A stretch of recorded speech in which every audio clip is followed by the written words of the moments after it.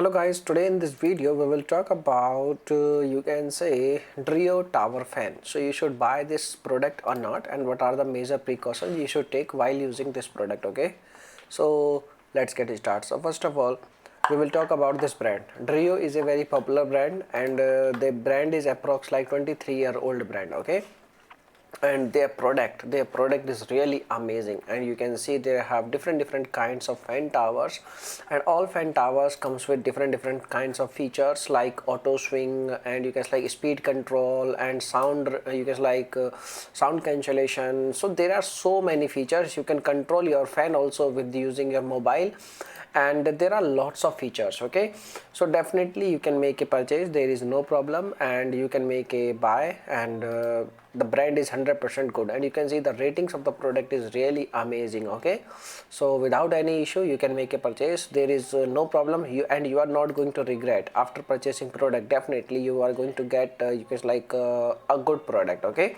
but if we talk about, it will provide you cool, you can like AC type, or AC you can like a very cool air. So definitely you are not going to get AC you can like as compared to AC cool.